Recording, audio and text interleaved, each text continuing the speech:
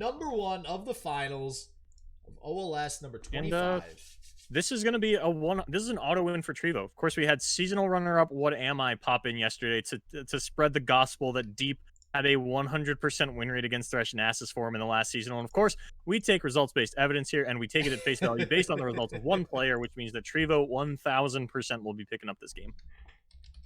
Well, he's also Trivo. And we know he's on a 9-0 run. And you know, there are things that are playing for and against Trivo here on the RNG, on the superstitious side of things, right? Sultan's players, they got to pick up a week 1 tournament win. That's playing for Trivo. XOing a tournament, really unlikely to happen. Pretty unlucky in most physical card games. If you do XO, most of the time, it is infinitely more common to XO Swiss and lose in the first round of Top Cut than it is to XO an entire tournament. Oh, yeah. Oh, yeah. 100%. Well, we'll see if Trivo can make it a sweet, sweet 10-0, baby. Sure, and that would be insane, you know, just coming from a Thresh Nasus TLC Acel Demacia super heavy seasonal, and then for Trivo to come out opening weekend after a couple of Nasus nerfs and say, you know what, Shen Demacia Deep and Frostbite range is the lineup. Yeah, he definitely had a much different of an overall lineup too. Not even just the decks themselves being different decks, but just in general, the flow of the entire lineup here seems to have, I guess, decent matchups into a lot of these decks. And we'll see here, Deep versus Thresh Nasus. We'll see how it does. Or to get the Dead Bloom out to at least get some lifesteal online, deal with some of this aggression early on. Maokai hopefully going to do a good job of that as well, at least giving a 1-4 body there. And Sea Scarab should be online next turn as well. Ooh, how many Lure of the Depths is he playing, actually? 3. Man, that card. That is a card. All right, listen. You were saying earlier some things confuse you that I say. Of everything I've seen with Deep, I cannot get really on board with this card. Like, I understand why it can be good sometimes, but yeah, like, I get it. I get drawing, like, an Abyssal Eye with Lure of the Depths on 3, turn 4 Abyssal Eye. Like, sure, that feels good, but, like, I get why it's okay, but I just feel like, at the end of the day, the final Deep build will not include this card. It'll be a good Deep deck, but I just don't think it'll have Lure of the Depths. How long do we have to wait for the final Deep build? I don't know. Man. Is it once they cut it, then you're like, okay, this is it. This is the last Deep build. From here Basically, yeah. Whatever works to support what I say is what's gonna happen. I don't know if we're gonna hit that point, JDoza, because a year ago I was all with you on flaming the Lure of the Depths. Man, this card sucks. I don't know why players are still playing this. It's absolutely bonkers. We haven't seen this do anything. Yeah. Nowadays, with Sea Scarab being what it is, I am 100% here for the Lure of the Depths, man. I think this card just does a lot of work with having that cheaper sea monster available. Yeah, right. I mean, I was just talking about turn 6 playing 3 of them. I mean, if you get Lure of the Depths off early, you could even technically play 3 on turn 5 as 1 cost. So, I mean, the card definitely is a lot better than it used to be as well. So, here we go. We're actually getting the Lure of the Depths. Let's see what we get. All right, getting a Devourer of the Depths of the namesake there. And, and we could throw down an Abyssal Eye here, but it looks like we're going to go Sea Scarab and save the spell mana. Well, Trivo pretty healthy too, so I don't think we're too worried right now about really, any of this aggression coming out of stand. Jaw Hunter's such a good card, man. This is why. Okay, you were talking about Bone Skewer earlier. Like, even this card alone, Jaw Hunters, I absolutely love. Just feels so good getting so many extra sea monsters. Ooh, nope, never mind. I got excited for nothing. What happened? I forgot that I miscalculated Devourer plus Vile Feast on the Thresh is basically what happened. Oh, took me like half a second to turn it around, but we do still have Jaw Hunters plus Vile Feast onto the Thresh. Yep. But it's so scary. It's such a risky line to take because there could be a Vile Feast coming out onto your Jaw Hunters. A box would also do it, but as we see in Stan's hand, none of those options are actually available, and it would work out. But this Thresh is up to 5 souls banked up, so we're going to have to throw out the Vile Feast in combat. Can't wait for the Jaw Hunters to die, and this is the make or break play for Trivo, and it's gonna work. Yeah, the other thing too, so Trivo at 19 cards right now, so 4 cards away from Deep. This is going to get us 1 closer because of the Sea Scarab here. Gotta love that little additional effect there. Very timely. The sad Poro into the flex. That is one of my favorite emo chains. I know Trivo emotes a lot. It's Oh actually been yeah. a minute since we got to see Oh Trivo, yeah. fire off a bunch of juicies or anything like that. But with the big flex back, yeah, I love it. Oh yeah. No, Trivo, one of the pro emoters out there in the Legends of Runeterra space. So, oh man. But yeah, so And now, we're getting close to getting deep here on the side of Trivo. I mean, we got all these smaller chump blockers which trade really favorably in the stands board, and they also represent one additional tick towards deep. Not to mention Stalking Shadows is going to get us towards deep. So, Stan's going to be careful here. we could throw down. We've got a couple options on how we want to handle this Nasus. We could, step 1, take the damage. Step 2, Stalking Shadow, see what we get. This is still going to keep us 1 away from deep, assuming we don't get a toss unit, and that is the case. So we are at 16 cards in deck now for Stan, or for Trivo rather, which is actually pretty nice because it does mean that if Stan wants to attack with everything, we actually have to attack with the Nasus first. Otherwise, this Sea Scarab gets up into the range of killing it. But without a larger sea monster coming down, without something that threatens a 7/7, maybe we do still get to attack with the Nasus last and say, hey, yeah, if you want to block it with the Sea Scarab, I'm still just going to be a smidge bigger than you. Oh man, like look at this. The Stalking Shadows on top of these Jaw Hunters. Look at all of these big sea monsters. Like, they're Look at already all the decent cost now. reduction. Look at all the mana you're saving thanks to that Lure of the Depths. Yeah, I mean, hey, I guess if you're gonna duplicate that many sea monsters, Lure of the Depths just becomes that much better, right? So this is definitely looking pretty good for Trivo. And then we just throw this one attack through with the Fading Icon. It doesn't seem good for Stan. I would imagine Trivo's going to let this one. Okay, not going to let it go. Because keeping the Nasus at 6/6 does mean that we can attempt to kill it with the Devourer on the following turn.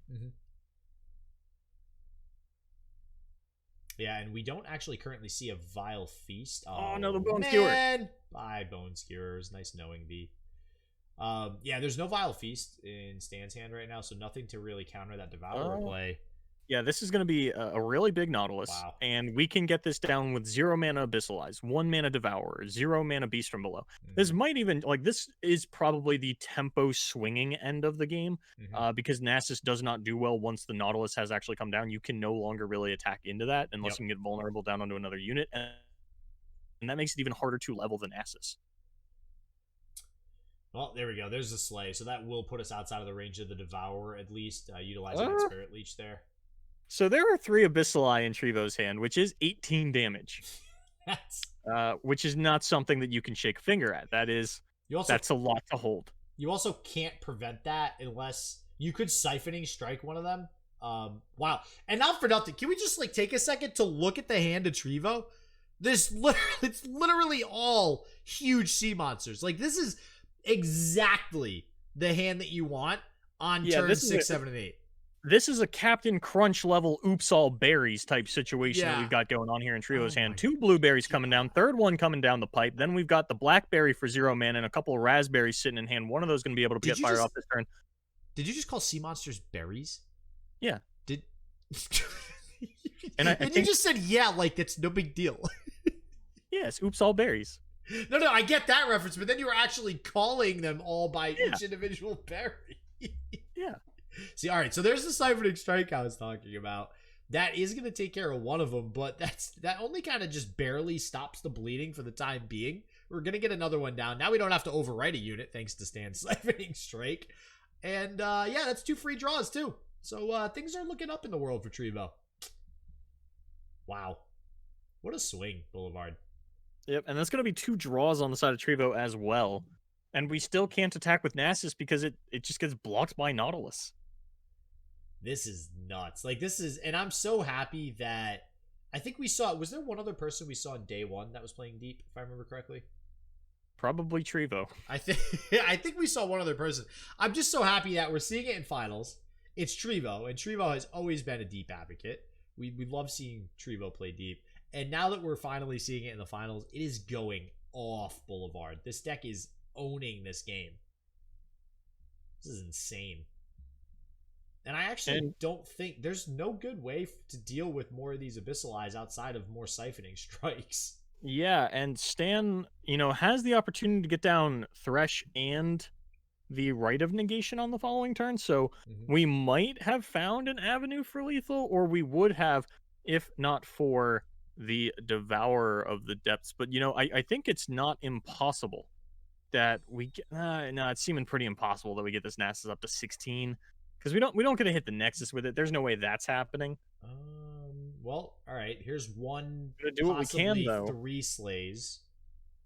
Uh, 4. Actually, no, we could. This would Well, be 3 slays right here once these 2 saplings suicide, unless we I overwrite think one of them. Trivo is overwriting one of his 1/1s. Yeah, I think so So too. we're not going to get as many slays on the side of Stan. We get to take out, one of the saplings or the Spirit Um, Leech. so actually, all right. So then that means in order to get it up to 16, we'd actually have to Glimpse Beyond and Rite of Negation this turn, and we could get it up So to 16. the other problem is, can you get your Nasus into a range where it doesn't die to a Devourer of the Depths? Because we do have 2 more Devourer in hand as well as a Vile Feast to pop the Spell Shield. Yep.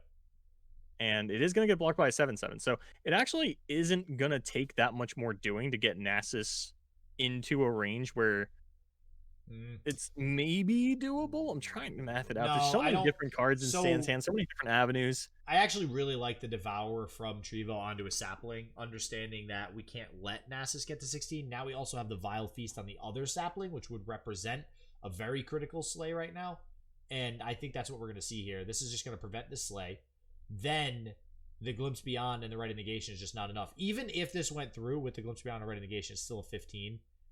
Yeah. And I just don't think Stan has quite enough slay effects to actually get where we need to go. Not only that, but you have to hang on to that Rite of Negation for a second Nautilus. If there is a Riptide coming out, that is something that will stop your Atrocity combo. So we've got to take as much mana as we can into the following turn. At least 2 mana has to follow us, so we can't throw down our Thresh here. Probably going to Glimpse Beyond to get the Slay off at least still. Take a little bit more mana. No, it looks like we've got something we want to develop. Oh, interesting. We actually we Vile Feasted our own unit. That way we still get the 1/1 token. Okay. And then immediately override it. Okay. What I mean, I guess. And it gets an Abyssal Eye. Jesus. We have lethal next turn. Yeah. Yep. These Abyssal Eyes are just coming in huge, and I think actually 2 of these Abyssal Eyes. Was this one that's on board? Was this generated by something? No. Okay. I think there was one that was generated by a Stalking Shadows previously. The one that was killed, I think. Yeah. Like, just absolutely ripping these. All right, here we go. Another Devourer coming down. Going to kill the Spirit Leech here. And maybe now we get the Glimpse Beyond, like you were talking about before. But I'm hard-pressed to see any way that Stan wins here. I mean, we at this point, we have to, on the open attack, if we get this other Abyssal Eye down, we have to Atrocity one of these Abyssal Eyes. We actually glimpsed the Bakai Reaper. Not wanting to get Vile Feasted again. Or wailed and have it denied. Okay. Yeah. No, but that is, Trivo's up to 17 now. We still haven't gotten a strike off with the Nasus. The Atrocity isn't going to do it, and we are just still dead to double Abyssal Eye. We can get up to 15 with the right plus Vile, but we're actually okay. There's the Vile. I mean, this is really interesting. I wonder if. All right, we're doing another Devourer. All right, so now I think. All right, now we just have it with the attack too. We don't even need to throw down this other elusive unit. I think we might get the Dunekeeper here. No, we're gonna get the Rite of Calling first. Dunekeeper just represents another blocker at this point. Yeah, there's 15. It's just going to jettison away all the other cards, make sure that we draw a champion, because if it is Nautilus, then we get that Riptide. Yep. And yeah, this is going to be it.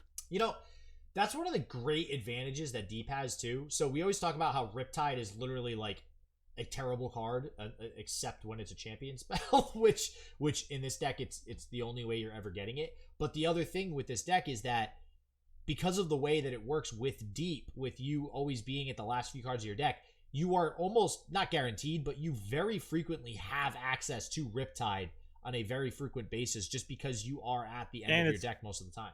Of course, it's the Maokai top deck, but as we had mentioned, it doesn't matter. This is going to be lethal from Trivo, we're actually going to have to use the atrocity here to stop ourselves from dying, and Yep. we do have to chuck Nasus for that to happen. Yeah, and if that's the route we're going, then that is probably going to be game. It's unfortunate, too, because we did just get the Siphoning Strike. So if priority was passed back over, we could have Siphoning Strike one of these Abyssal Eyes, and that actually might have just been game in a couple of turns with the Atrocity at that point. But instead, gotta sack the Nasus to survive. It's going to be a draw. That means we have Riptide. Yep. And Nasus can come back down. So we might actually, I mean, maybe we top deck something that allows us to get some slays alongside this Nasus again, but now we don't have an Atrocity. Well, the other problem is that the last card in deck for Trivo is a second Riptide. Mm-hmm. So we're going to be able to Riptide even through the right. Oh, wow. Does Trivo have one card left? Yep. Wow. We actually have to proactively Riptide here so that we just to, like, you know, be a little bit safe, make sure that we're not I'm not gonna lie, when you're drawing the last card in your deck, like, you know that's not gonna end the game, but you feel like it will end the game. Like, I think what Trivo was actually worried about was double right of negation. Because possibly, if you throw out a Riptide and it gets right, and you throw out the second Riptide and it gets righted, you lose. Yeah. You actually lose from that spot to deck out on the following turn. So it was smart to throw out the first Riptide there, playing around that specifically. And there's the 17-17 Nasus. Unfortunately, not paired up with an Atrocity this time around. What that does mean, though, is nothing, because Trivo, I would imagine, is going to throw out the Riptide here. That's going to get righted. The last Riptide will be able to negate the Atrocity if it is top decked. I think Trivo's a little scared here, though, you know, because if you Riptide here and there is a second Atrocity in hand, you just lose. So Trivo's got to play this a little bit, you know, maybe riskier than he wants to. Yeah, this is... Well, oh, you're saying you want him to just, like, rip the Riptide and play it? Well, you do still have that fear of double right, but it's fine. It's fine to hold it back. My question is, and I'm sure one of us knows the answer to this, if you kill your opponent with the Abyssal Eye while you have 0 cards in deck, do you lose? Or do you win? Or is it a draw? Neither of us know that. I don't... It's either a draw or you win. You definitely don't lose. Wait, let me see this. Wait, Nexus Strike, I think, happens before damage happens.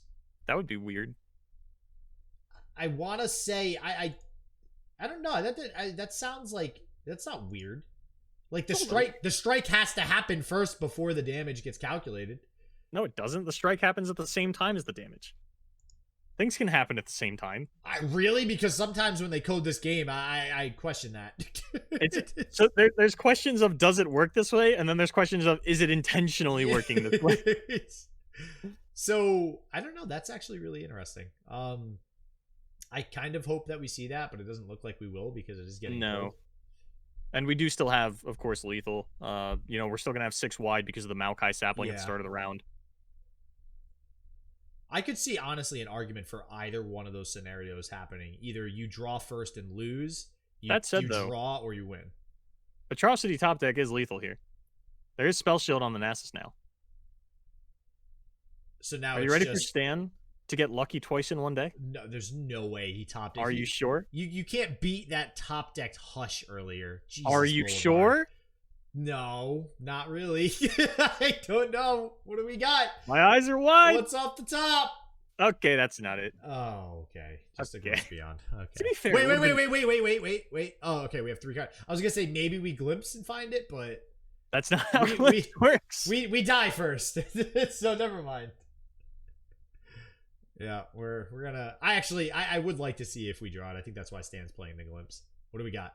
Merciless Hunter and Dunekeeper. Okay, no Atrocity. Be cool to see the last card in your deck. Got a little too close for comfort there a couple times towards the end of the game for old Trivo, but does eventually pick it up.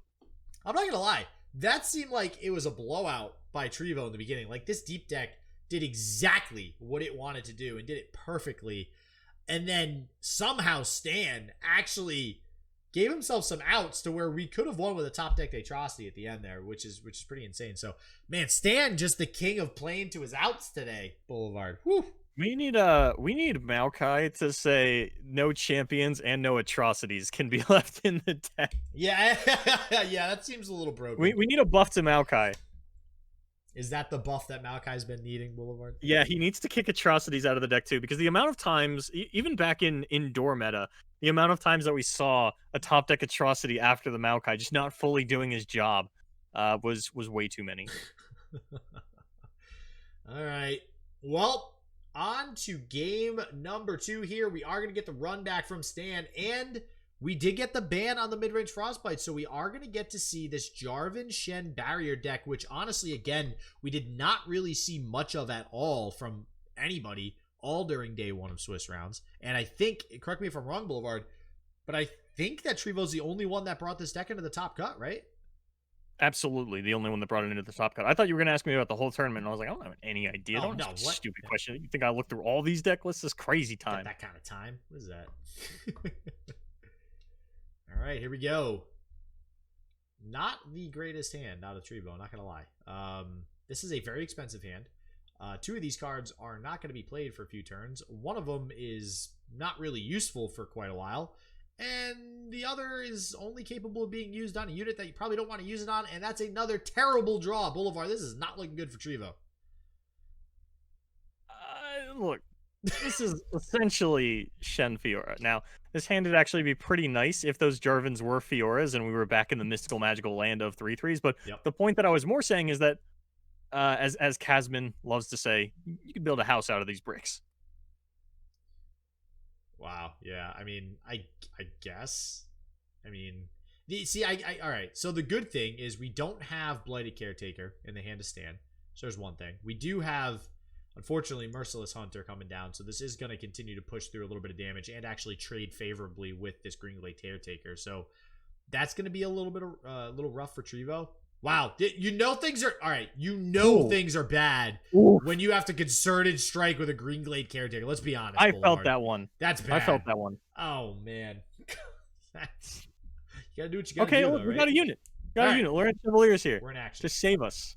Not going to save us from much. It could trade with a Merciless Hunter, but ultimately that's not really what we want to be doing. And it's actually kind of funny. Stan doesn't have a hand that allows him to really kill off his own units too often, which means that he would normally be relying on killing Trivo's units to get the Nasus big, and Trivo, with the 10-headed counter strategy, just didn't draw units.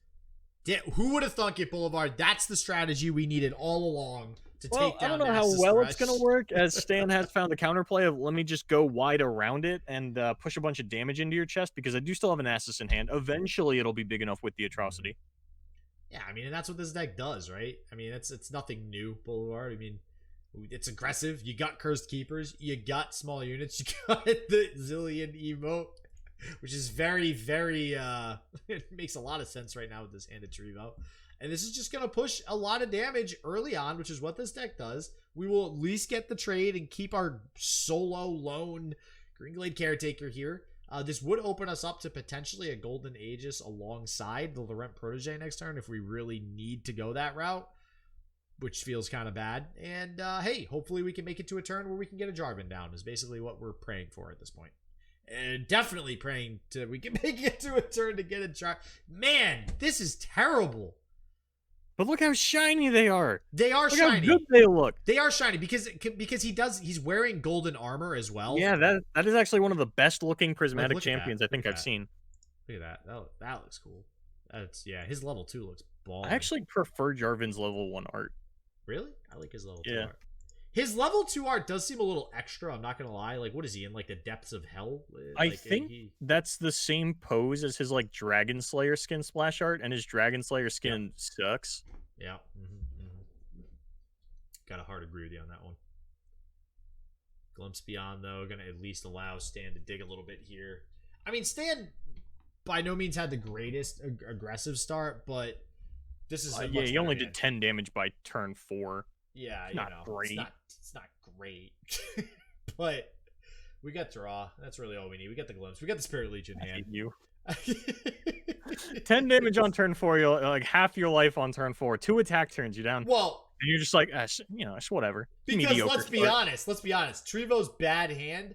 If Stan had like the good hand that this deck can usually get, he'd probably just already be dead. To be honest with you, I don't know about that. I don't think there's any universe where Thresh Nasus kills you on 4. I think so. Are you kidding me? With this hand, this would be the universe. This hand right here is the universe this happens in. Jesus, another 6-cost unit. Oh my god. That's actually really good, though, because I think you would rather get down a Cytherea here than a Jarvan. Although maybe you do go for a Jarvan and a Cataclysm. Yeah, that way you actually are able to utilize 2 cards in your hand this turn, which feels good. But I definitely also don't necessarily hate the idea of throwing down the Cytherea and going for the Jarvan. Although I think since we are losing the board here, probably a little more likely that we throw out Jarvan. I don't know. It's kind of tough because there is still, like, you know, we see the Vile Feast in Stan's hand. That would make the Cataclysm play real bad. So we are going to get a more permanent body. And I like this because, you know, when you have 3 champions in hand, that really only represents 1 unit at a time. Cytherea is a permanent unit that's going to get us another permanent unit on the following turn when we attack with Jarvan. And critically, the Cytherea buff will put Jarvan outside of range of dying to the Vile Feast if we pop the barrier. Double Vile Feast, not quite out of the range of that, but hey, you can't play around everything. Yeah, and I do think I like the Cytherea because it does allow for the open attack into the Jarvan, and then we still get Golden Aegis mana immediately after that because we'll be on 7-unit mana. So this does feel like it's starting to get better for Trivo, but I think we're a little too far behind now for any of that to matter. It's and a second Nasus off the top. Yeah. Wow. Which okay, I was actually a little curious which Jarvan pulled itself in.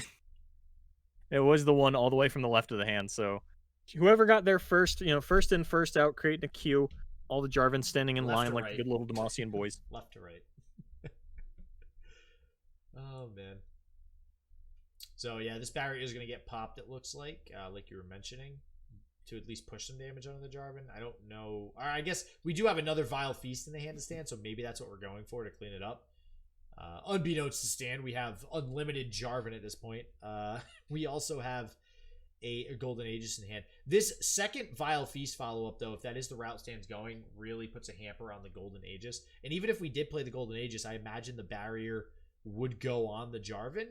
And probably the Vile Feast would actually just respond to that like perfectly, which just completely blows out Trivo. And then that's just going to be game for Stan, actually, if that's the route that this game goes. So yeah, I think that Stan is going to be able to just throw down the Thresh here, hold on to that Vile Feast mana. Although I think what Stan is doing right now, you know, just kind of running through the numbers saying, you know, do I actually kill on the following turn with all the ways that these things play out? And maybe just looking to go as wide as possible. Now, if the Thresh comes down, we don't have Vile Feast mana, but how much does it actually matter? I mean, the only reason it matters, I think, is, well, all right, well, now we're just proactively doing it, so it doesn't matter. That's going to be the single combat, take out a 4-3, but there's still more development on the side of Stan to come down this turn.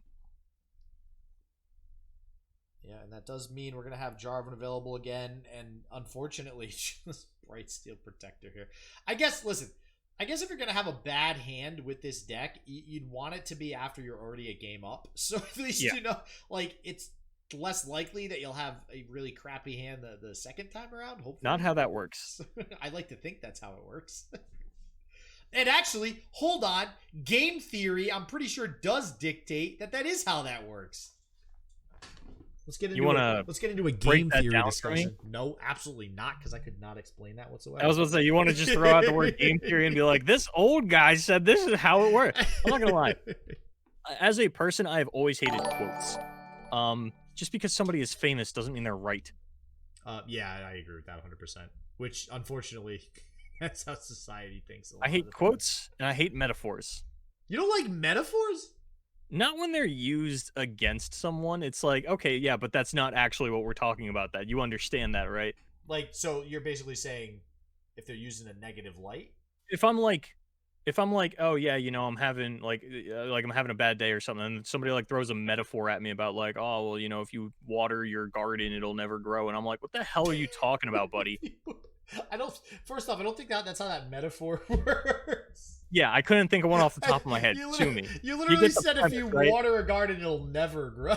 You know what I'm talking about, though, right? If I'm like, oh yeah, you know, like this thing happened, and someone throws a metaphor at me, I'm throwing a hand back at you, buddy. All right, so game 3. Game 3. Gonna update the score for you guys there. 1-1 tied. Here we go. This is a nice hand out of Trivo. I gotta ask, why is his name Trivo? Yeah, I just noticed that. Hold on. I guess I decided to put a space in there. Or Trivo. Put it back. Put his name back. No. Trivo, I can't believe he's done this to you. So, Shen Demacia versus Targon Demacia. This is certainly not a matchup I expected in the finals. But No. things are looking pretty okay for Trivo here. I'd have to imagine that this is a little bit better for the Shen Jarvan player. You only have so many hushes, and Demacia removal is pretty inefficient against barriers. Yeah, honestly, this might be, this might be one of the matchups where Trivo is able to just play a little bit faster than Stan's deck can really handle. Especially if we're able to get, so we have 2 early Shyvanas in the hand of Stan. If Trivo is able to utilize something like a single combat with a Screeching Dragon, as an example, to take care of these Shyvanas early, I think that's going to be a huge advantage for Trivo. I'm not sure if that's actually going to be possible here with the Sharp Sight in the hand of Stan, but I imagine that's going to be where Trivo tries to take this game right now, especially if we do see the Shyvana come down this turn. Which, can we just please see the Shyvana? There was a oh my god. The Dragon Shao that just sat there all game and it was never utilized. I'm so tilted from that. Why couldn't we just eat the Dragon Shao, man? It's literally there to be eaten. We didn't have any dragons. Play the card. Yeah, we did. We had Shyvana. Yeah, look, we'll talk about that game later, but so far we actually don't have really. Nope, I don't have Trivo's hand. I'm looking at the wrong screens. I'm looking back and forth. I'm like, hold on, there's no way that Trivo has Confront in hand. There we go. That's the hand I was looking for. And yeah, once again, there's just no immediate barrier spells on the side of Trivo, and I know that there are Riposte and Spirit Refuge in this deck. 1 Riposte, 2 Refuge. Sort of the late stage adaptation that Shen Fiora had gone for as we went into a more aggressive meta. So a little unfortunately that we don't have any of those just yet, because the double single combats might actually get to do more work than they really should here.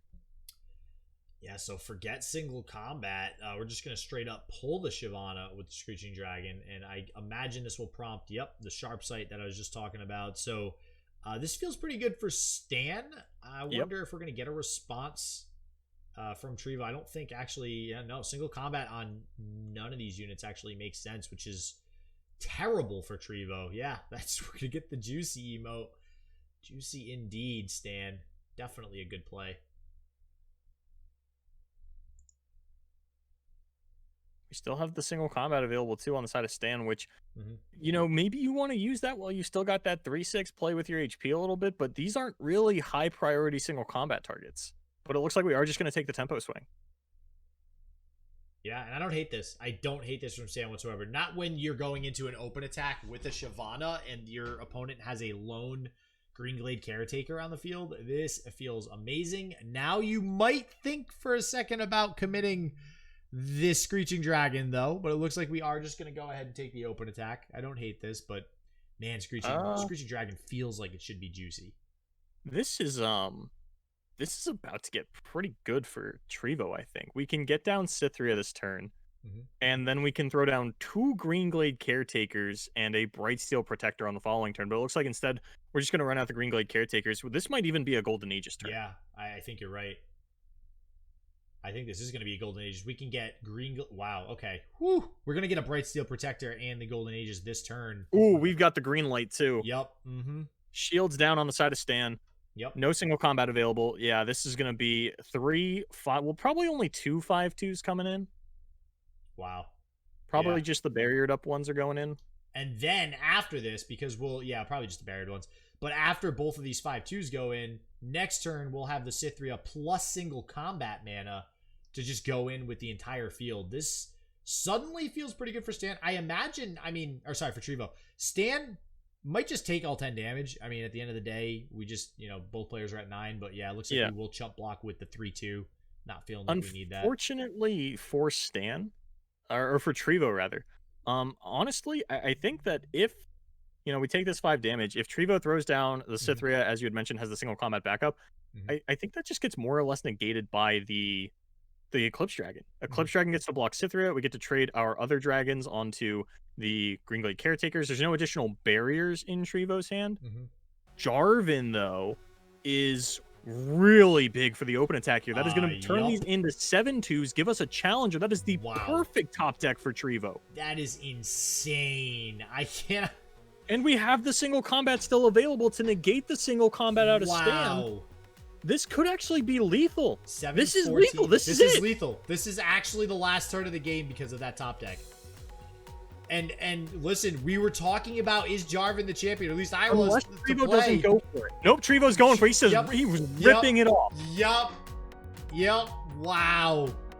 That is going to be lethal for Trivo with the Jarvan top deck, additional barrier, and the 7-2 Green Glade Caretakers going face here on turn 7. What a way to end OLS 25 Boulevard. Stan was on a rampage through Top Cut saying, I am coming for the 3-time title.